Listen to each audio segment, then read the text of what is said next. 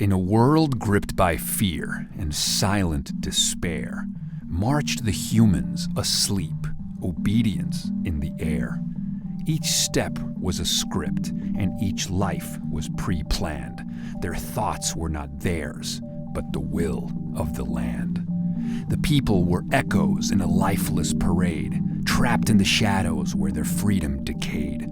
The people were gears in a cold grinding maze, trapped in a rhythm of mechanical haze. But one fateful dusk, with a burst and a zing, came the puppets of color with chaos to bring. Their leader, Lord Terrence, with eyes made of skies, said, "We've come here to wake you, to open your eyes. This land is a graveyard where souls go to sleep, where you shuffle through life, never daring to leap. Your minds are enslaved by a default routine, a hollow facade of what living might mean." Edgar's the trickster with threads made of gold cried, "You've forgotten, you've grown gray and cold. You're not bolts or levers or lifeless machines. You're creators of splendor, of limitless dreams." Edgar leaped on the stage with a laugh like the sun, said, "Forget your straight lines, the dance has begun. You've been starved by a hunger for what can't be named, for the infinite thing that you lost in this game." The puppets tore through the streets with their banners of rhyme, breaking the spell of zombified time. Their drums beat like heartbeats, alive and aflame, and the people awakened, called out their own names. "The answer is poetry," Edgar declared, "to see not in fragments, but wholes deeply shared. To hear the great chorus that's woven through all, where you're not just the dancer, but also the ball." As the puppets cavorted, the people stood dazed, their gears ground to halts, their eyes newly amazed. The grayness dissolved in a shimmering hue, and they fell into rhythm, into something brand new. "No more the automaton," the crowd began singing. "The music has found us, the harmony's ringing.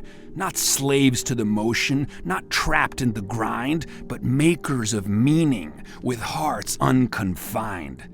Together they danced, one vast flowing whole, each a wild note in the orchestra of soul. The puppets had freed them from sleep's dreary sting, and they'd learned to behold, to become, and to sing. As the crew disappeared in a flicker of light, their final refrain echoed into the night.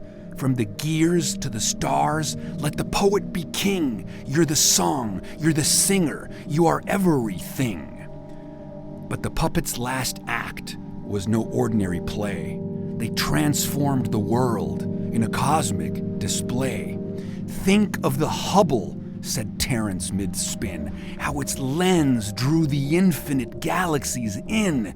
Through sheer force of beauty, it shattered the scheme, distilling abstraction to light's vivid dream.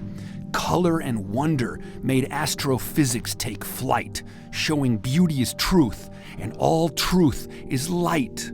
And so we are here to do much the same, to free you from fear, from the small rigid frame.